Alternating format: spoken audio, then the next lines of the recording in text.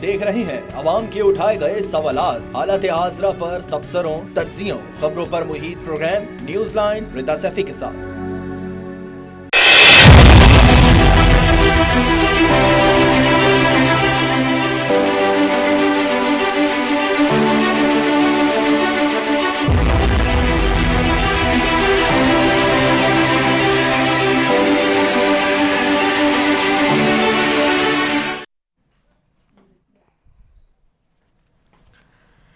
अस्सलाम वालेकुम, मैं हूँ रिदा सैफी। नाजरीन, वजीर आजम आजाद कश्मीर नाअहल क्या हुए? सुप्रीम कोर्ट के फैसले पर अमल दरामद ना करने पर वजीर आजम शहबाज शरीफ की नाअहली से मुतालिक भी सवालात उठना शुरू हो गए। गुज़िश्ता रोज वफाकी वजीर दाखिला से एक निजी टीवी शो में ऐसा ही सवाल किया गया तो उनका कहना था कि फंड इशू ना करने का फैसला तो काबीना का है, सुप्रीम कोर्ट को चाहिए कि पूरी काबीना को ही फारिग कर दे। क्या कहा, ये सुनते हैं।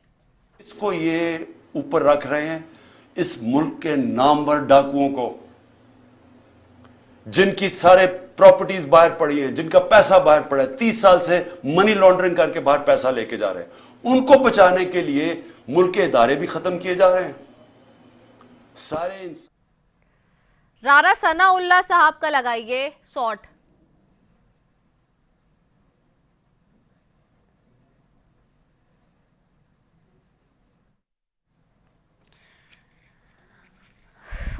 अच्छा जी, दूसरी जानिब जी, पाकिस्तान पीपल्स पार्टी के चेयरमैन बिलावल भुट्टो जरदारी ने सरदार लतीफ खोसा को पीपल्स लॉयर्स फोरम के सदर के ओहदे से हटा दिया। एतजाज एहसन को पहले इमरान खान की हुकूमत गिराने में इस्टेब्लिशमेंट और जनरल बाजवा के किरदार पर बात करने पर साइडलाइन किया गया था। मुस्तफ़ा खोकर को आजम सवाती की हिमायत करने पर फारिग किया गया था, मगर अब लतीफ खोसा को 90 दिन में इलेक्शन करवाने का कहने पर पार्टी ओहदे से फारिग कर दिया गया। चूंकि हुकूमत को इंतखाबात नहीं कराने, इसलिए वो उनसे बचने के लिए आइन में रास्ते तलाश करिए, लेकिन जो लड़ाई जारी है उसके असल हरीफ सामने नहीं है। इसी हवाले से चंद रोज पहले साबिक वज़ीर-ए-आज़म इमरान खान का कहना था कि चोरों और डाकुओं को बचाने के लिए मुल्क के इदारों को प्रेशर किया जा रहा है, तहरीक इंसाफ को दबाने की कोशिश कर रहे हैं।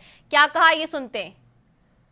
किसको ये ऊपर रख रहे हैं इस मुल्क के नामवर डाकुओं को, जिनकी सारे प्रॉपर्टीज बाहर पड़ी हैं, जिनका पैसा बाहर पड़ा है, 30 साल से मनी लॉन्ड्रिंग करके बाहर पैसा लेके जा रहे हैं। उनको बचाने के लिए मुल्क के इदारे भी खत्म किए जा रहे हैं। सारे इंसानों के बुनियादी हुकूक खत्म किए जा रहे हैं। सारे इदारों पे प्रेशर डाल रहे हैं कि किसी तरह हम इनको कबूल कर लें और क्रश करने की कोशिश कर रहे हैं तहरीक इंसाफ को। ऐसे पॉलिटिकल पार्टीज क्रश नहीं होती। मैं ये आज सारों को पैगाम दे रहा हूं, ये सिर्फ और सिर्फ हम मुल्क को नुकसान पहुंचा रहे हैं। दूसरी जानिब इदारों की अंदरूनी मामलात अगर इदारों के अंदर ही हल होते तो आज मुल्क की सबसे बड़ी अदालत के जजेस हदफ तनकीद ना बनते। लेकिन असेंबली में आइन की गोल्डन जुबली तकरीब में शिरकत पर जस्टिस फाइज काजी ईसा साहब हर जगह जेर बहस है। आज भी इसी हवाले से बात करते हुए अली ज़रदारी का कहना था कि मुस्तकबिल के चीफ जस्टिस का आसिफ अली जरदारी के साथ तस्वीर से कोई अच्छा तस्वुर नहीं मिला। उनका कहना था कि आसिफ जरदारी उनके साथियों ने जिस तरह मुल्क को लूटा है, ये मुल्क के लिए कैंसर है। मजीद क्या कह रहे थे, आगे सुनते हैं। पाकिस्तान के अगले चीफ जस्टिस की जो तस्वीर आई टीवी के ऊपर, जो इमेजेस आई, जिनके राइट और लेफ्ट पे वो लोग बैठे थे जो पाकिस्तान की सियासत में, मुझे ये कहने दें, पाकिस्तान की सियासत का सबसे बड़ा कैंसर है आसिफ जरदारी। जिस तरह उसने इस मुल्क को लूटा है, जिस तरह उस मुल्क को आज लूट रहा है, जिस तरह खून चूस रहा है, जिस तरह इस मुल्क के पूरे फैब्रिक को तबाह कर रहा है, वो और उसके साथ शहबाज शरीफ ये बैठे हुए और अगला चीफ जस्टिस बीच में बैठा हुआ, ये कोई इमेज अच्छी नहीं थी। नाज़रीन, खुदा करके इलेक्शन कमीशन ने इलेक्शन कराने पर रजामंदी दी, लेकिन मामला आसमान से गिरकर खजूर में अटका के मजदाक दूसरी जगह जाकर लटक गया है। बज़ाहिर तो ये मामला अक्टूबर पर ही लटकता नजर आ रहा है, लेकिन इलेक्शन अक्टूबर में भी हो जाएंगे, इसकी भी कोई जमानत देने के लिए तैयार नहीं है। ऐसे में आज फवाद चौधरी ने मीडिया से बात करते हुए कहा कि इलेक्शन कमीशन सिर्फ तहरीक इंसाफ की फंडिंग के ऊपर ही बात करता है। पीपल्स पार्टी और मुस्लिम लीग नून के फंडिंग कहाँ से आ रही है, उसको इलेक्शन कमीशन क्यों छुपाना चाहता है? क्योंकि फंड्स बैनुल अक़वामी दहशतगर्द तंजीमों से आ रही हैं। मजीद क्या कह रहे थे, आइए सुनते हैं। इंसाफ की फंडिंग का ऊपर आपका मसला है, पीपल्स पार्टी की फंडिंग के ऊपर आप क्यों नहीं चल रहे?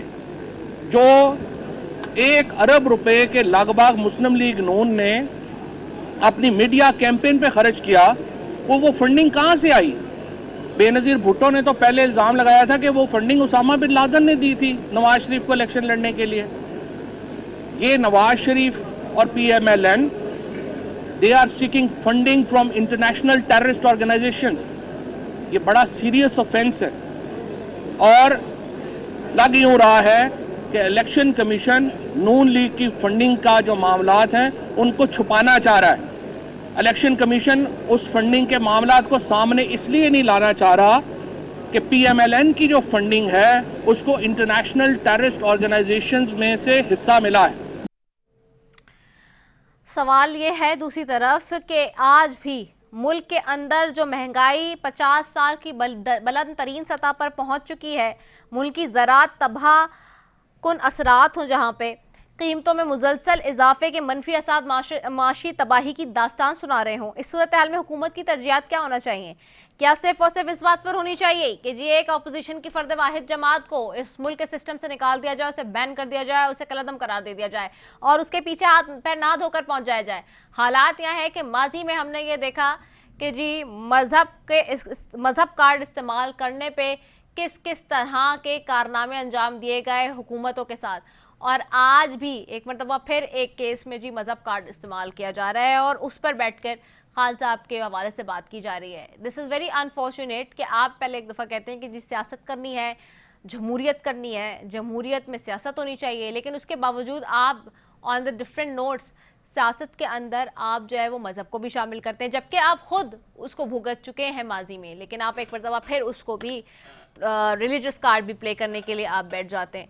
लेकिन सोचिए कि ना आप अगर कोई भी सियासी जमात मुल्क की रिलीजियस कार्ड प्ले करती है, जैसे कि माजी में भी इमरान खान की हुकूमत को तनकीद का निशाना बनाया गया, मौजूदा जो उस वक्त हुकूमत में लोग हैं उस वक्त की अपोजिशन में थे बैठे हुए और कहते थे कि जी जहाँ रियासत मदीना की बात हो रही है नहीं होना चाहिए, लेकिन साथ ही आज ख़ुद भी दोबारा से मज़हब कार्ड प्ले कर रहे हैं अगेन वंस अगेन। बहरहाल ये सारा मामला जिसके ऊपर हम बात करेंगे। दूसरी तरफ जी चीफ जस्टिस के पास खुद नोटिस से मुतालिक बिल के खिलाफ दरख्वास्तें मुकर्रर हो गई हैं। 8 रुकनी बेंच समाअत करेगा। Supreme court practice and procedure bill के खिलाफ 4 दरख्वास्तें अदालत उज़्मा में दायर की गई थी, जिसके हवाले से अब 8 रुकनी बेंच जो है वो बात करेगा और समाअत भी करेगा, और क्या तौहीन अदालत भी लग सकती है काबीना पे, यह भी देखा जाएगा। इसी सब पे बात करेंगे जी। पैनल पे मौजूद मेहमान मेरे साथ मौजूद है। सबसे पहले जयप्रकाश लोहाना है पाकिस्तान तहरीक इंसाफ से, अख्वाज़ादा चटान है पाकिस्तान पीपल्स पार्टी से, और मुस्लिम लीग नून से यासीन आज़ाद साहब हैं। जी आप तीनों मौजूद मेहमानों का शुक्रिया। सबसे पहले जी जयप्रकाश लोहाना साहब आपकी तरफ आऊँगी। जयप्रकाश लोहाना साहब, एक तरफ तो हम देख रहे हैं वज़ीर आज़म आज़ाद कश्मीर नाअहल हो चुके हैं, दूसरी तरफ तौहीन अदालत का मामला क्या काबीना पे और वजीर आजम पे लग सकता है जिस तरह से इलेक्शन से भागा जा रहा है? शुक्रिया रिदा, आपने अपने प्रोग्राम में मदद किया। देखें, जहाँ तक आप जिस तरह आप देख रही हैं कि चीफ जस्टिस पाकिस्तान ने जो 3 रुकनी बेंच थी, लाजिम बेंच थी, उसने जो फैसला दिया कि उसने इलेक्शन का शेड्यूल भी दिया और साथ साथ इदारों को, जिसमें फाइनेंस को और मिनिस्ट्री ऑफ इंटीरियर को और सेक्रेटरी डिफेंस को भी नोटिस किया कि आपने ये चीजें करनी है। अब मुझे बताएं, और 11 अप्रैल तक 21 अरब गवर्नमेंट ऑफ पाकिस्तान ने, मिनिस्ट्री ऑफ फाइनेंस ने ट्रांसफर भी करने थे।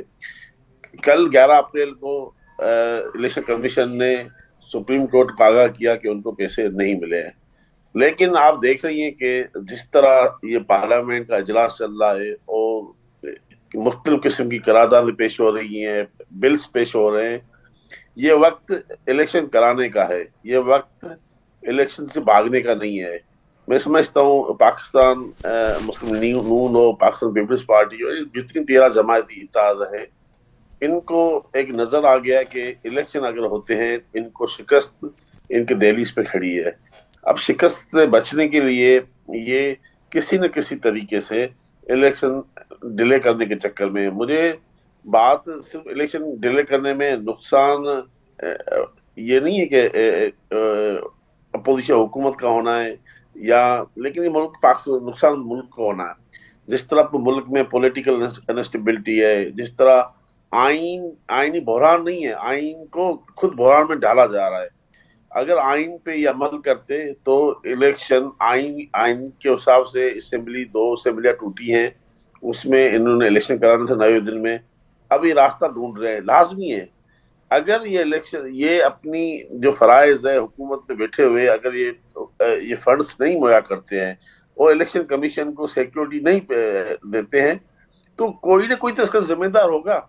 इस मुल्क का चीफ एग्जीक्यूटिव कौन है? शहबाज शरीफ है। मैं समझता हूं जिस तरह, देखो सुप्रीम कोर्ट हो या जजेस हो सुप्रीम कोर्ट के, उनको किसी को कंटेम्प्ट में केस में नायल करना उनका कोई जाती शौक नहीं होता है। लेकिन जो अगर आप जानबूझ के, अगर अब शहबाज शरीफ या कैबिनेट जानबूझ के कंटेम्प्ट की तरफ जाएंगे, वो एक इलेक्शन से बार्गेनिंग करेंगे। लेकिन शहबाज शरीफ या पीटीएम हुकूमत या 13 जमाती जो इत्तेहाद है, ये चाहती है कि शहबाज शरीफ तो नायल हो, लेकिन ये पूरे पार्लियामेंट के पीछे पड़े हुए हैं। मैं समझता हूँ पार्लियामेंट में जिस तरह इन्होंने करारदाद पेश की, किसी भी जिम्मेदार वजीर ने उस करारदाद में साइन नहीं की। वही 42 अरकान असेंबली थे जिन्होंने साइन उसके ऊपर किया। अब मुझे बताओ, इसमें अब इसको मजीद लेंदी करने के लिए इन्होंने फाइनेंस बिल, मनी बिल पेश कर लिया, जिसमें वो बिल डिले करने के लिए फिर स्टैंडिंग कमेटी में भेज दिया। अब ये फिलहाल मैं नहीं समझता हूँ सुप्रीम कोर्ट में कोई इनकार करेंगे, लेकिन ये फिलहाल इसको डिले करने की कोशिश करेंगे, लेकिन इसको इसी नहज पे ले आएंगे, आखिर में ये इनकार करेंगे। मुझे बताओ 21 अरब कोई बड़ा अमाउंट है जिसके लिए इन्होंने असेंबली में बिल पेश किया है? हर एमएनए को, जो हुकूमती एमएनए है, इनको 50-50 करोड़ का तरक्याती फंड मिल रहा है अपने हल्के में काम कराने के लिए। तो जिस मुल्क की इतनी बजट हो, उसके लिए 20 अरब कोई इलेक्शन से भागने का मसला है, इनको शिकस्त का। इन्होंने एक साल में जितने काम किए हैं और जिसमें इनकी जो हुकूमत ने महंगाई की है, जिस तरह हुकूमत ने मुल्क का बेड़ा गर्क किया है, इसमें तो इनको, मैं तो समझता हूँ नाअहल तो वैसे ही थे, नाअहल तो है, लेकिन मैं नहीं, सुप्रीम कोर्ट इनको माफ नहीं करेगी। अगर इन्होंने 21 अरब नहीं दिए, इलेक्शन कराने में अपना किरदार अदा नहीं किया, तो इसमें इनको कोई शक ही नहीं है, सुप्रीम कोर्ट को नाअहल करना चाहिए। मैं समझता हूँ इसमें पहला शुरुआती शहबाज शरीफ से होनी चाहिए, और नवाज शरीफ, मरहम नवाज भी खुद चाहते हैं, इवन जरदारी साहब भी चाहते हैं कि किस तरह नून लीग को नीच तो नाबूद किया जाए, और हुई है। इस 12 महीने में आप देखेंगे सबसे ज्यादा नुकसान भी नून लीग को हुआ है, और पीपल्स पार्टी बेनिफिशियरी है। और आप देख रही है जो सारा जो ड्रामा रचा जा रहा है इलेक्शन से भागने का। वरना मैं समझता हूँ पाकिस्तान पीपल्स पार्टी अगर इलेक्शन होती है, उसको तो कोई नुकसान नहीं, उसके लिए पंजाब में कोई स्टेक्स ही नहीं है। पंजाब में उसका वोट बैंक नहीं है। अगर वोट बैंक मुकाबला भी इलेक्शन में होना है तो पीएमएल-एन का और पीटीआई का होना है, और पीएमएल-एन को शिकस्त नजर आ रही है। इस तरह वो इलेक्शन भागने के चक्कर में है। राइट, ठीक हो गया है। आपकी तरफ आऊंगी यासीन आजाद साहब, आपको आवाज आ रही है? जी जी। यासीन आजाद साहब, अब 8 रुकनी बेंच बना दिया है चीफ जस्टिस ने, इसको नोटिस से मुतालिक बिल के खिलाफ दरख्वास्तें मुकर्रर कर दी हैं जी, और supreme court practice and procedure bill 2023 के खिलाफ दरख्वास्तें समाअत के लिए मुकर्रर भी हो गई हैं। Now how do you see it? अब क्या हो सकता है? क्योंकि एक तरफ हम देख रहे हैं कि मुस्लिम लीग नून से बहुत लोग पिछले दिनों से हम ये भी देख रहे थे कि जी बातें कर रहे हैं सब, कैबिनेट ने जो लिया है एक्शन, उसके अलावा ये फिर बिल बना दिया गया, ये सारी चीज़ें हो गई, और फिर आप इलेक्शन नहीं करा रहे हैं, तो वज़ीर आज़म आज़ाद कश्मीर को देख लिया है, नाअहल हो गए। तो क्या अगर आप की काबीना और वज़ीर आज़म इलेक्शन नहीं करा रहे, फिर ये कारनामा भी है जिसके लिए इसको नोटिस ले लिया गया है, तो इस पर क्या टेक्निकली डिस्क्वालिफिकेशन हो सकती है? देखें, बात यह है कि जहाँ तक इलेक्शन का तल्लक है, हर कानूनदान, हर आदमी ये बात एडमिट करता है कि 90 दिन के अंदर जब सूबाई असम्बली टूट जाए तो इलेक्शन होने चाहिए। इसमें चाहे कोई हाई कोर्ट जजमेंट दे या सुप्रीम कोर्ट जजमेंट दे, वो अपनी जगह है, लेकिन आइन की रिक्वायरमेंट अपनी जगह पे है। और जब आइन कहता है 90 दिन इलेक्शन होने चाहिए तो होने चाहिए। लेकिन आपको याद होगा कि 1988 में भी ही ये इलेक्शन जो है ना जाके नवंबर में हुए थे और काफ़ी लेट हो गए थे। बहरहाल जब 90 दिन के अंदर इलेक्शन मुमकिन नहीं हुए तो ये मामला ऑनरेबल सुप्रीम कोर्ट के पास चला गया और 9 रुकनी बेंच से करते करते 3 पे आ गया। अब इस वक्त जो सबसे बड़ा डिस्प्यूट इस वक्त ऑनरेबल सुप्रीम कोर्ट में है वो ये है कि 4 जज साहिबान सुप्रीम कोर्ट के ये बात कहते हैं कि 184(3) की जो कार्रवाई ऑनरेबल सुप्रीम कोर्ट में हुई थी वो कार्रवाई इसलिए नहीं बनती थी कि ये मामला ऑलरेडी लोअर हाई कोर्ट ने टेकअप कर लिया था। सिंगल जज ने ऑर्डर दे दिया था कि 90 दिन इलेक्शन कराएं, लेकिन 3 रुकनी बेंच ने ये कहा कि नहीं, इलेक्शन होने चाहिए। मैं भी कहता हूँ इलेक्शन होने चाहिए। अब एक बात मेरी समझ में नहीं आई कि हम सारे लोग बात करते हैं कि इलेक्शन 90 दिन में होने चाहिए, तो क्या 90 दिन के अंदर जो इलेक्शन है सिर्फ पंजाब में होने चाहिए या KPK में भी होने चाहिए? मेरे नज़दीक दोनों सूबों की असम्बलियाँ 2-3 दिन के वक्फे से डिसॉल्व हुई हैं। लिहाजा इलेक्शन की बात अगर करें तो दोनों सूबों की बात करें, एक सूबे की बात मत करें। अब आप मुझे ये बता दें कि जब PTI चली गई ऑनरेबल सुप्रीम कोर्ट में और ऑनरेबल सुप्रीम कोर्ट के रजिस्ट्रार ने कुछ ऑब्जेक्शन लगाए KPK के हवाले से, तो आपने उन ऑब्जेक्शन को रिमूव करके ये पिटीशन सुप्रीम कोर्ट में चलाने के बजाय अब आप पेशावर हाई कोर्ट में चले गए। तो इससे पहले आप लोअर हाई कोर्ट में क्यों नहीं गए? तो ये जो हमारे सियासतदान एक किस्म की जो खेल खेल रहे हैं और बात आइन और कानून की बात कर रहे हैं और फिर कहते हैं कि हमारी जमात बड़ी पॉपुलर है। मैं मानता हूँ आपकी जमात बड़ी पॉपुलर होगी, ये बात इलेक्शन तय करेगा कि कौन सी जमात पॉपुलर है, किस जमात को लोग वोट देते हैं, ये तो आने वाला वक्त बताएगा। लेकिन क्या 2018 में भी PTI की हुकूमत इतनी पॉपुलर थी?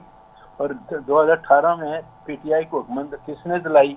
और आज उसी एस्टेब्लिशमेंट से मिलने के लिए PTI की हुकूमत जो जमात है वो तड़प रही है कि एस्टेब्लिशमेंट हमसे बात करने के लिए तैयार नहीं है। बहुत सारे मामला जो है इनको देखना चाहिए, हमें ये बात देखनी चाहिए। मैं तो एक बात कहता हूँ कि 15 दिन का पीरियड तो 15 अप्रैल को कंप्लीट हो जाता है। उसके बाद प्रेसिडेंट ऑफ पाकिस्तान ने 30 अप्रैल की डेट दी, वो अपनी जगह पे है। और आज फिर एक दफ़ा जो ऑनरेबल सुप्रीम कोर्ट में जो तकसीम थी अपनी जगह पे, जिस तरह आपने पहला सवाल किया कि कल जो कानून अभी बना ही नहीं उसको 8 रुकनी बेंच बना दी गई, तो लोग ये कहते हैं कि वो 7 जजेस ने क्या जुल्म किया, क्या उनके अंदर ज्यादती की कि आप उनको बेंच में शामिल करने के लिए तैयार नहीं है। आज भी आपने वही 8 रुकनी बेंच बनाई है जो जिनके मतलब हर जबान पे ये है कि वो आपके मतलब के लोग हैं। वो तो मैं ये कहता हूँ कि हमें ये इलेक्शन के साथ साथ देखना चाहिए कि जो हमारे इदारे इस वक्त दाव पे लगे हैं, माशी बहरान अपनी जगह पे, सियासी बहरान अपनी जगह और आइनी बहरान अपनी जगह पे मौजूद है। सुप्रीम कोर्ट बुरी तरह से तकसीम है, हमारा इदारा है, उसकी तकसीम पे हमें दुख है। इस तरह आप आइन की बात करते हैं ना कि हमें दुख है कि आइन पर अमल नहीं हो रहा, तो इसी तरह मैं कहता हूँ कि सुप्रीम कोर्ट की तकसीम पे भी हमें दुख है। हम कहते हैं कि ये तकसीम नहीं होनी चाहिए। तो अब आप ये बता दें कि ऐसे हालात में जब आपको इलेक्शन कराने के लिए जो इलेक्शन कमीशन ऑफ पाकिस्तान के लिए रिक्वायरमेंट ज़रूरी हैं वो किसने देनी है? एग्जीक्यूटिव ने देनी है। ऑनरेबल सुप्रीम कोर्ट ने डायरेक्शन दे दी। आज जो अपोजिशन है कि इलेक्शन कमीशन ऑफ पाकिस्तान ने 10 तारीख को जाकर लिख के दिया कि हमें पैसा नहीं मिला। आज ऑनरेबल चीफ जस्टिस ने इस मामले को मजीद टेकअप कर लिया। उन्होंने स्टेट बैंक के गवर्नर को भी बुला लिया, उन्होंने फाइनेंस सेक्रेटरी को भी बुला लिया, सेक्रेटरी लेवल के तमाम लोगों को बुला लिया। अब ज़ाहिर है उनको फ्राइडे को बुलाया है, वो लोग आके क्या कहते हैं फंड के मतलब ये तो आने वाला वक्त बताएगा। लेकिन इस वक्त जो सूरत हाल है, 2 इदारे आमने सामने आके खड़े हो रहे हैं जो इस मुल्क के लिए नुकसानदेह हैं, जो पाकिस्तान के 22 करोड़ आवाम के लिए नुकसानदेह हैं और पाकिस्तान एक तमाशा बनता हुआ जा रहा है। हम अपनी मतलब की बात ही सिर्फ करते हैं। हर आदमी कहता है जी ये यूं नहीं यूं होना चाहिए। क्या आइन के आर्टिकल जिस तरह 224 में ये है कि 90 दिन में इलेक्शन होने चाहिए, 218, 19, 20 में ये नहीं है कि इलेक्शन कमीशन ऑफ पाकिस्तान को फ्री ठीक एंड है, फेयर इलेक्शन चल कराना है। ठीक तो हो फ्री गया है, एंड फेयर ठीक हो इलेक्शन गया है। कैसे चले कराएगा जब आगे, उसको मुझे अख्वानज़ादा चट्टान की साहब की तरफ भी जाना है। अख्वानज़ादा चट्टान साहब, आपको आवाज़ आ रही है? जी आ रही है, आवाज आ रही है। अख्वानज़ादा चट्टान साहब, पीपल्स पार्टी ने पहले आपसे तो सवाल, मैं इस पे तो आऊँगी, लेकिन एक सवाल है ना जो सोशल मीडिया पे भी लोग पूछ रहे हैं बहुत, आई एम श्योर आप जवाब देंगे क्योंकि आप सीसी के मेंबर हैं खुद भी, और जिनको निकाला वो खुद भी सीसी के मेंबर थे, कि ये क्या है कि पाकिस्तान पीपल्स पार्टी तो आइन देने वाली जमात है और जमहूरियत के लिए हमेशा, और अभी भी असेंबली में खड़े होकर ज़रदारी साहब ने परसों गोल्डन जुबली के मौके पर कहा कि मुस्लिम लीग नून को, शहबाज शरीफ को, कि जी मुज़ाकरात करें अपोजिशन से और गैर मशरूत मुज़ाकरात करें। तो ये क्या वजह बनती है कि सरदार लतीफ़ खोसा साहब को पीपल्स लॉयर फोरम के सदर के ओहदे से हटा दिया जाता है, एतज़ाज़ हसन साहब को खान साहब की हुकूमत गिराने में जो वो इस्टेब्लिशमेंट और जनरल बाजवा के किरदार पर बात कर रहे थे उस पर साइड लाइन किया जाता है, मुस्तफ़ा खोकर साहब को आज़म सवाती की हिमायत करने पर निकाल दिया जाता है, और अब लतीफ़ खोसा साहब को ये इलेक्शन करवाने कहने पर पार्टी ओहदे से फारिग कर दिया गया है। क्या वजूहत हैं? इतने सीनियर लोगों को क्यों हटाया जा रहा है? बिस्मिल्लाहिर्रहमानिर्रहीम। देखिए जी, आप जो कुछ कह रहे हैं, इस लोगों के हटाने का ये वजूहात नहीं है। ये एक सियासी पार्टी है, सियासी पार्टी में ये अमल जारी रहता है। कभी एक ओहदे पे आ जाता है, कभी दूसरे ओहदे पे आ जाता है। मैं आज से 2 साल पहले पुख्तनख्वा सूबे का सीनियर नायब सदर था, फिर हमारे काबीने को हटाया गया, हमारे सदर को हटाया गया, नजमुद्दीन खान को सदर लिया गया, इसके साथ और काबीना बनाया गया, नजमुद्दीन खान के बाद मोहम्मद अली शाह बादशाह को बनाया गया। तो ये तो सियासी पार्टियां हैं और इसमें तो ये अमल जारी रहता है। कभी एक आ जाता है ओहदे पे, कभी दूसरा आ जाता है ओहदे पे। तो इसका ये मतलब तो नहीं है कि उसको किसी वजह से हटाया गया। तो इसका यही वजूहात नहीं है जो आप बयान कर रही हैं कि इस वजह से हटाया गया। ये तो आप खुद से कह रही है कि इस वजह से हटाया गया, उस वजह से। क्या पीपल्स पार्टी ने जो नोटिफिकेशन किया है इसमें ये लिखा गया है कि हमने इस वजह से हटाया गया जो आप बता रही हैं? तो ये तो एक सियासी अमल है और तंजीमों में ये चलता रहता है। ये ओहदे किसी की विरासत नहीं है। अच्छा, तो आप ये कह रहे हैं अख्वानज़ादा चट्टान साहब, सुने अख्वानज़ादा चट्टान साहब, पार्टी का जनरल सेक्रेटरी था, मरकजी जनरल सेक्रेटरी था, फिर इस ओहदे से हटा के उस ओहदे पे लगाया। तो ये तो एक अमल है, जारी रहता है और इस तरह चलता रहता है सियासी पार्टियों में। नहीं तो अख्वानज़ादा चट्टान साहब, आप कह रहे हैं कि इन तीनों लोगों को जो है वो किसी और वजूहात, इनमें से कोई भी वजूहात नहीं इन तीनों शख्सियात को हटाने की, आप ये कह रहे हैं? भाई ये तो आप 3 लोगों के नाम ले रही है। मैं तो आपको तकरीबन 50-60 नाम बता सकता हूँ जिनको ओहदों से हटाया गया और उसको कोई और ओहदे दी गई और इस जगह पे कोई और लोग आ गई। तो ये तो सियासी पार्टियों में चलता रहता है। मैंने आपको बता दिया है कि पहले मैं सीनियर नायब सदर था KPK का, फिर मुझे हटाया गया, दूसरा काबीना आ गया, फिर उस काबीने को हटाया गया, तीसरा काबीना आ गया। ये तो आप 3 लोगों के नाम ले रही हैं। ये तो चलता रहता है। मैं आपको 50 से ज्यादा नाम बता सकता हूँ कि पहले हमारे ये लोग इन ओहदों पे थे, आज वो ओहदों पे नहीं है, इसकी जगह और लोग आ गए। अच्छा चले ठीक है, आप कह रहे हैं कि किसी और वजूहत कह रहे हैं, चले ओके, आपका मौक़िफ़ आ गया है। दूसरा ये बता दीजिए कि ये जो अब जाहिर सी बात है आप लोग तो कह रहे हैं कि अपोजिशन से मुज़ाकरात होने चाहिए, गैर मशरूत होने चाहिए। अब इस सारी सिचुएशन में चूँकि आप भी देख रहे हैं डेफिनेटली और सुन रहे हैं कि इस्लामाबाद में आपको तो ज़्यादा पता है बल्कि शहर इक़्तिदार के हालात, और वहाँ देख रहे हैं supreme court practice and procedure bill 2023 के खिलाफ दरख्वास्त समाअत के लिए मुकर्रर हो गई हैं। जहाँ मुकर्रर हो गई हैं 8 रुकनी बेंच अब समाअत भी करेगा, लार्जर बेंच है जी जो तश्कील दे दिया गया है। तो अब इस सारी सूरत हाल में अगर डिस्क्वालिफिकेशन की तरफ जाया जाएगा तो उसमें कैबिनेट की जो खदशात सामने आ रहे हैं, क्योंकि अब ना अहली तो वज़ीर आज़म आज़ाद कश्मीर की भी हो गई है, तो कानून और आइन अपना रास्ता लेगा। जो हालात इस वक्त चल रहे हैं उसमें इलेक्शन ना होने पर भी बात हो सकती है। तो पीपल्स पार्टी भी बैठी है साथ हुकूमत के, तो कैसे देख रहे हैं आप इन हालात को? क्या इन्हीं हालात के टकराव का तसादुम ना, इसी वजह से ज़रदारी साहब ने हालात की नज़ाकत को देखते हुए पहले ही 2 दिन पहले कह दिया था शहबाज शरीफ साहब से कि जाएँ जाके मुज़ाकरात करें? देखिए जी, हम तो 2 दिन पहले नहीं, हम तो हमेशा से कह रहे हैं कि सियासत जो है वो मुज़ाकरात के जरिए किया जाता है। सियासत में अगर आप मुज़ाकरात नहीं करेंगे तो आप सियासत कैसे करेंगे? लड़के करेंगे, बंदूकें निकाल के, डंडे निकाल के, पेट्रोल बम फेंक के आप सियासत को चलाएंगे? सियासत तो नाम ही है मुज़ाकरात का। ये हम वो तो पहले से जो है कह रहे हैं। आपने शहर इक़्तिदार का कह दिया, सुप्रीम कोर्ट का कह दिया, तो शहर इक़्तिदार में ना आईन हो रहा है ना कानून हो रहा है, यहाँ पे इक़्तिदार की लड़ाइयाँ हो रही हैं। जहां तक आपने इसका जिक्र किया कि आजाद कश्मीर का वजीर आजम को नाअहल किया, मैं समझ रहा हूं कि मैंने जो कुछ सुना है और उनको जो जिस तरीके से नाअहल किया है, इस पे नाअहली नहीं बनती है।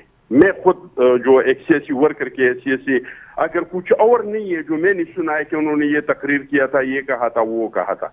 दूसरी बात ये कि तौहीन अदालत के अगर चलाते हैं केस, तो मुझे आप बताइए कि 25 तारीख को सुप्रीम कोर्ट ने एक फैसला दिया था, इमरान खान को कहा था कि आप H9 ग्राउंड से आगे नहीं आएंगे, आप डी चौक नहीं आएंगे, और अदालत ने इनसे फैसला किया और इस फैसले के तहत हुकूमत ने रास्ते खोल दिए और इमरान खान को आने दिया। और इमरान खान ने फिर कह दिया कि भाई आप लोग डी चौक पहुंच जाए, मैं डी चौक आ रहा हूँ, डी चौक को जलाया।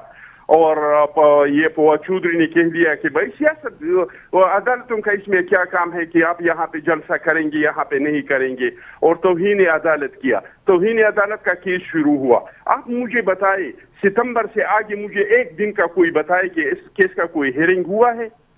तो यहाँ पे जो कुछ हो रहा है, ये ना आईन के लिए है ना कानून के लिए है, ये इख्तियारात की लड़ाई है। सुप्रीम कोर्ट की भी इख्तियारात की लड़ाई है।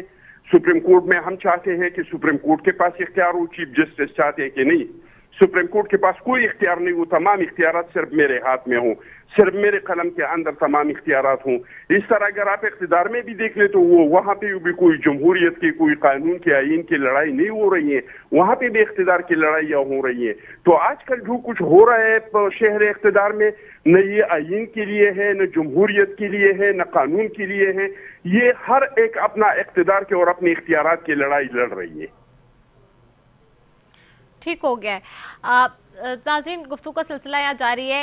एक ब्रेक पे भी मैंने जाना है, सो एक क्विक कमर्शियल ब्रेक है जिसकी तरफ मैं जा रही हूँ, उसके बाद वापस आ रही हूँ। Stay tuned.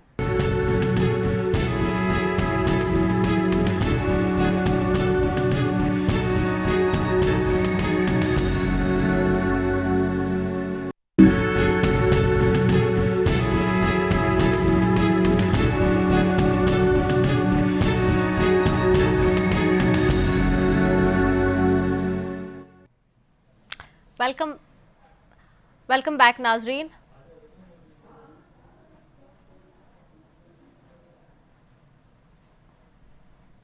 वेलकम बैक नाजरीन, और ब्रेक पे गए हुए थे और वापस आ गए हैं जी। जयप्रकाश लोहाना साहब की तरफ वापस जाऊंगी। जी जयप्रकाश लोहाना साहब, ये जो बात हो रही है इस वक्त ख़ास तौर पे मुज़ाकरात के हवाले से भी और चीज़ें, क्या वाकई मुज़ाकरात के लिए अभी तक हुकूमत की तरफ से, किसी भी जमात से, हुकूमत से आपको अभी तक कोई मुज़ाकरात के ऑफिशियल कोई दी गए हैं, जिसे कहते हैं दावतनामा आया है या किसी की तरफ से राब्ता किया गया है? रिदा, वैसे मैं बताऊं, वैसे सियासत में हर मसला डायलॉग से हल होता है, इसमें कोई शक ही नहीं है कि अगर सियासत में कहीं डेडलॉक पैदा हो तो डायलॉग से हल किया जाता है। लेकिन डायलॉग से पहले आपको कोई ना कोई डायलॉग के लिए माहौल बनाया जाता है, और बेसिकली हुकूमत जो वक्त होती है उसकी बड़ी जिम्मेदारी होती है डायलॉग्स करने में, उसको पेशरफ्त करने में। आपको याद होगा काफी अर्सा नहीं, कुछ दिन पहले इमरान खान साहब ने, चेयरमैन पीटीआई ने दावत भी दी थी, डायलॉग की बात भी की थी। लेकिन हम डायलॉग किस बात पे कर रहे हैं? हमें वो इलेक्शन चाहिए, हम चाहते हैं मुल्क में फ्री फेयर ट्रांसपेरेंट इलेक्शन चाहिए, उसके लिए डायलॉग करने में हमें कोई हर्ज नहीं है। लेकिन क्या हुकूमत, जिस तरह परसों कौमी असेंबली जो कन्वेंशन हुआ था जिसमें असद जरदारी ने डायलॉग की बात भी की थी, क्या हुकूमत डायलॉग की सूरत में करेगी कि एक तरफ आप केसेस बनाए चेयरमैन इमरान खान के ऊपर, पार्टी के लीडर्स के ऊपर, पार्टी के वर्कर्स के ऊपर, सोशल मीडिया की हमारी जितने जो सोशल मीडिया के एक्टिविस्ट हैं आप उनको उठाएं और आप उनके कस्टोडियन टार्चर करें। ये डायलॉग के लिए इस तरह कभी नहीं डायलॉग हो सकता है कि आप डायलॉग की बात भी करें और उसके साथ साथ आप अपोजिशन को दीवार से लगाने की कोशिश भी करें। डायलॉग हमेशा तभी होते हैं जब एक अच्छे माहौल में होते हैं, और डायलॉग तुरंत डायलॉग की बात बनती नहीं है। हम क्या चाह रहे हैं? हम चाह रहे हैं कि इलेक्शंस होने चाहिए। मुझे बताएं, हुकूमत खुद बोलती है कि हमने नो वोट ऑफ कॉन्फिडेंस के ऊपर हम आए हैं, वो आईनी था। चलो थोड़ी देर के लिए ये समझा जाए आईनी था, आप आ गए। क्या जो 2 असेंबली हमारी केपीके की और पंजाब असेंबली की हमने तोड़ी, क्या वो आईनी नहीं थी? क्या मुझे बताओ, केयर टेकर हुकूमत इन्होंने नहीं बनाई? जब मुझे बताएं कि जब इन्होंने केयर टेकर बनाने का मतलब ही ये था कि इन्होंने इलेक्शन कराने थे। मुझे बताओ, ये कहीं नहीं हो सकता कि आप किसी अन्य इलेक्टेड को लॉन्ग 8 महीने के लिए केयर टेकर सीएम बनाए। वही केयर टेकर सीएम जो पंजाब में बना है मोहसिन नकवी, वो हमें दीवार से लगाने की कोशिश करे, हमारे वर्कर्स को उठाने की कोशिश करे। पुलिस जिस तरह अब पुलिस गर्दी हो रही पंजाब में, जिस तरह इस्लामाबाद पुलिस कर रही है, क्या इस सब माहौल में डायलॉग होंगे? डायलॉग में हमें कोई इतराज नहीं है, हमारे डायलॉग होने भी चाहिए और सियासत में डायलॉग मसले का हल होता है। लेकिन डायलॉग से पहले आपको डायलॉग का माहौल पैदा करना पड़ेगा। लेकिन मैं समझता हूँ जब सुप्रीम कोर्ट का फैसला आ गया है, उसके बाद तो इनको उसको मनोमन अमल करना चाहिए। अगर फिर भी डायलॉग चाहते हैं, हमारी हुकूमत हो, हमारी पार्टी का चेयरमैन हो, हमें ऑफिशियल अभी तक कोई इस तरह का कोई पैगाम नहीं आया डायलॉग का। अगर वो आता है तो हम डायलॉग करने के लिए हमें कोई हर्ज नहीं है, लेकिन डायलॉग से पहले डायलॉग के लिए माहौल बनाना लाजमी है। ओके, ठीक है। अख्वानज़ादा चटान साहब आपकी तरफ आऊंगी वापस। अख्वानज़ादा चटान साहब, अच्छा यासीन साहब आए हैं हमारे साथ। ओके, चले यासीन साहब आपकी तरफ आऊंगी। यासीन साहब के डायलॉग की बातें भी जो हो रही हैं, जो पीपल्स पार्टी भी कह रही है, अभी अख्वानज़ादा चटान साहब ने भी कहा कि होना चाहिए सारी चीज़ें। इक़्तिदार की जंग तो ऑफकोर्स सब लड़ रहे हैं, इस बात में तो कोई शक नहीं है, क्योंकि हालात जिस नहज पर आ गए उसमें आवाम तो माइनस हो गई है, जमहूर तो नज़र ही नहीं आ रहा कहीं कि किसी की प्रायोरिटी है। लेकिन इसमें सवाल ये कि जो डायलॉग का मामला है, जैसे तो हुकूमत की तरफ से दिया जाता है ना, हुकूमत में आप हैं तो ऑपोजिशन चाहे कुछ भी कर रही है, that's fine, that's an another thing, but dialogue के लिए तो आपने आगे हाथ बढ़ाना है। जी वही सब पूछ रही हैं? जी यासीन साहब आपसे पूछ रही हूँ। जी जी देखें, जहाँ तक डायलॉग का ताल्लुक है मैडम, आपको यह इस बात का बखूबी अंदाजा है कि मैं आपके चैनल पे सबसे ज़्यादा आया हूँ और हमेशा एक ही बात कही है कि पार्लियामेंट के प्लेटफॉर्म वो प्लेटफॉर्म है जहाँ तमाम पॉलिटिकल मसलों का हल वहीं निकलता है, कहीं और नहीं निकलता। नंबर 1। नंबर 2, मैं ये कहता हूँ कि पॉलिटिकल मामला अदालतों में नहीं जाने चाहिए और ये तमाम मामला पार्लियामेंट के प्लेटफॉर्म से तय होने चाहिए। अब आपने अपने प्रोग्राम के हवाले से भी एक बात कही कि आप पिछले 3.5 साल जिस इमरान खान साहब की हुकूमत रही है, उस वक्त जब भी डायलॉग की बात आई तो क्या इमरान खान साहब ने कभी डायलॉग करने की कोई बात की? बल्कि उन्होंने कहा मैं चोरों और डाकुओं के साथ बैठने के लिए तैयार नहीं हूँ। राइट। अब पार्लियामेंट के अंदर आसिफ अली जरदारी साहब ने भी कहा कि हमें बात करनी चाहिए, बात होनी चाहिए, लेकिन टेबल टॉक तब भी होती है जब गैर मशरूत तौर पर हो। मशरूत टेबल टॉक कभी भी नहीं होती, तभी कभी भी बात तय नहीं होती। पाकिस्तान की तमाम सियासी जमातों को इन तमाम मामला को हल करने के लिए एक जगह बैठकर अपने मामला को खुद तय करना चाहिए। इसी में सियासतदानों का फायदा है, इसी में पाकिस्तान का फायदा है, इसी में पाकिस्तान के 23 करोड़ आवाम का फायदा है। लेकिन जिस तरह की जबान आज भी पीटीआई के लोग इस्तेमाल कर रहे हैं, या जिस तरह फवाद चौधरी साहब, मेरा भाई है छोटा, जिस तरह की जबान वो इस्तेमाल करता है, आज उसने अपने प्रोग्राम में ये कह दिया कि अगर ये नहीं हुआ तो समझा कि अदालतें भी ख़त्म हैं। तो मैं ये नहीं कहता, मैं ये कहता हूँ कि सियासी मामला को जो है वो आपस में बैठ के तय करें। बहुत अच्छी तजवीज़ है ये, और हुकूमत को भी पहल करनी चाहिए, बिल्कुल करनी चाहिए मैं कहता हूँ। लेकिन इस बात की क्या गारंटी है कि इमरान खान साहब अभी तक ये बात कह रहे हैं कि गैर मशरूत बात नहीं होगी, मशरूत बात होगी, पहले बताओ इलेक्शन कब कराने हैं। तो आप टेबल टॉक के लिए तैयार ही नहीं है तो बातचीत कैसे आगे बढ़ेगी? तो अब बहुत सारे मामला हैं कि चूँकि माजी में 3.5-4 साल जो आपको हुकूमत मिली है और जिन लोगों ने आपकी हुकूमत को चलाया है, आप खुद कहते हैं कि मैं चोरों और डाकुओं के साथ नहीं बैठ रहा, तो आप एक दफ़ा ये इतना तो कहें कि हाँ हम बातचीत के लिए तैयार हैं और गैर मशरूत बातचीत करने के लिए तैयार हैं। हम अपने मामला को खुद बैठ के तय करने के लिए तैयार हैं। हम ये चाहते हैं, इमरान खान साहब ने खुद कहा कि अगर 5 असेंबलियों के इलेक्शन एक साथ हो जाएं तो कोई बुराई नहीं है। इमरान खान साहब को भी पता है कि इलेक्शन की सूरत क्या बनती जा रही है, हालात किस तरफ जा रहे हैं, इसका अंदाज़ा उनको बखूबी है। लेकिन सवाल ये पैदा होता है कि सियासतदान एक दूसरे के साथ बैठेंगे तो तब टेबल टॉक होगी ना। आप बैठने के लिए तैयार नहीं तो बात कौन से होगी? ओपनली कहते हैं कि पहले ये गारंटी दो। वो बात आपकी सही है यासीन साहब सुने, यासीन साहब आपकी बात सही है, लेकिन सवाल अभी ये ना कि हुकूमत में तो आप है ना, तो वजीर आजम जो होता है मुल्क का, वो एक तरीके से गार्जियन होता है ना मुल्क का, तो उसी को सारे बच्चों को वो तो इमरान खान को भी 3.5 साल तो भाई जो गलती उन्होंने की आपने भी वही करनी है। नहीं हम नहीं करते, हम तो कहते हैं हम तो बातचीत के लिए तैयार हैं। तो अरे तैयार है कहना टीवी पे सिर्फ नहीं है ना, आप उन्हें मुज़ाकरात की पेशकश भेजें ऑफिशियल। नहीं क्या पार्लियामेंट के अंदर पार्लियामेंट में कैसे? अब वो पार्लियामेंट में तो वापस आ नहीं सकते ना, क्योंकि पार्लियामेंट में आ रहे थे तो आप लोगों ने वहाँ भी रास्ता रोक दिया। नहीं, पार्लियामेंट में हम आने के लिए तैयार हैं। हमने अमन हाईकोर्ट में केस चल रहा है, हमने वापस ले लिया। किसने कहा था कि पार्लियामेंट से रिजाइन कर दें? किसने कहा था पंजाब गवर्नमेंट तोड़ दें? अरे यार जो हो गया उस पे मट्टी डालें, अभी दोबारा आने पे और बात हो रही है। अच्छा मट्टी नहीं डाली। अच्छा चले अफवाज़ादा चट्टान साहब, पीपल्स पार्टी क्या कहती है इस पे जी? देखिए जी, हमने तो इस टाइम पे आपको पता है कि 2018 का जो इलेक्शन हुआ, कोई भी सियासी पार्टी पार्लियामेंट के अंदर आने को तैयार नहीं थी। हमने सबको राजी करके पार्लियामेंट लाया। फिर हमने इमरान खान को कह दिया कि भाई हम मईशत पे आपके साथ एग्रीमेंट करने को तैयार है। ये तैयार नहीं था।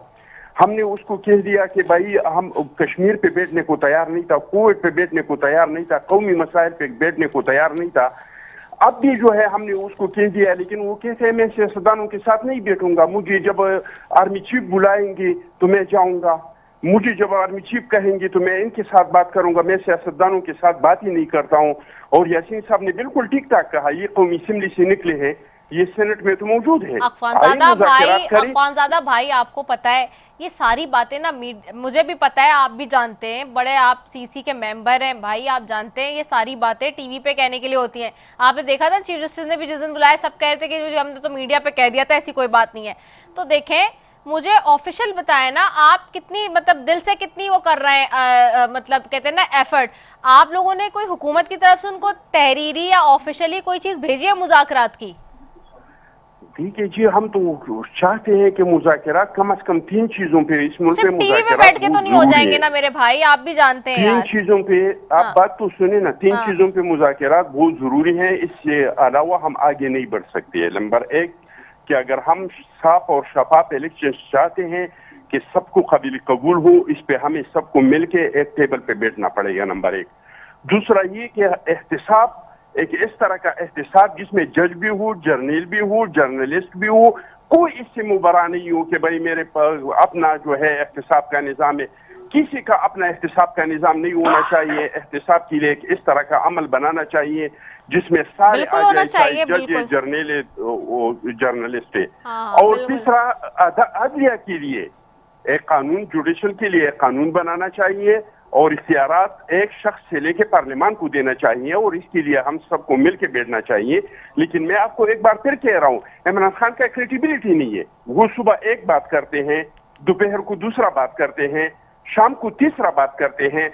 आप मुझे बताएं कि ये सिर्फ 2 महीनों में उन्होंने कितने यूटर्न लिए, तो इस पे बंदा किस तरह के एतमाद करे? हमने क्या पहले इनसे मुज़ाकरात नहीं किए? ये शाम कुरैशी, ये असद उमर, ये स्पीकर साहब, इनके साथ हमारे मुज़ाकरात हो जाते थे, हम एक नतीजे पे पहुंच जाते थे। फिर वो जाके आ जाते थे बेनिगारा से आके, वो कहते थे कि भाई इमरान खान साहब मानती नहीं है। तो मुज़ाकरात में सबसे बड़ा जो रुकावट है वो बजाते खुद इमरान खान साहब है। इनका क्रेडिबिलिटी नहीं है, वो अपने बात पे खड़े नहीं हो जाते हैं, वो बात बात पे यूटर्न लेते हैं। तो ये इसमें सबसे बड़ा रुकावट है। न हुकूमत इसमें रुकावट है, ठीक है, लेकिन हुकूमत भी ऑफिशियली भेज दे, लेटर भेज दे और मीडिया को दिखा देना। भी चाहते हैं कि मुज़ाकरात हो। अखवानज़ादा भाई आप लोग एक तहरीरी नामा चाहते, वो आर्मी चीफ के साथ। अखवानज़ादा भाई आप लोग एक तहरीरी नामा भेज देना और मीडिया पे दिखा दें, सबसे आसान इसका हल मैं आपको बता रही हूँ। चले, बहुत शुक्रिया, बहुत शुक्रिया ख्वाजादा चटान साहब आपका, यासीन आज़ाद साहब आपका, जयप्रकाश लोहाना साहब आपका, तीनों मौजूद मेहमानों का बेहद शुक्रिया। नाजरीन, मुज़ाकरात और इलेक्शन दो अहम चीज़ें हैं, अगर नहीं होंगे तो हालात इसी तरह से, मैं बार बार कह रही हूँ, डगमगाते रहेंगे, काबू में नहीं आएंगे। इसी के साथ जी अपनी मेज़बान रसैफी को दीजिए इजाज़त। पाकिस्तान जिंदाबाद।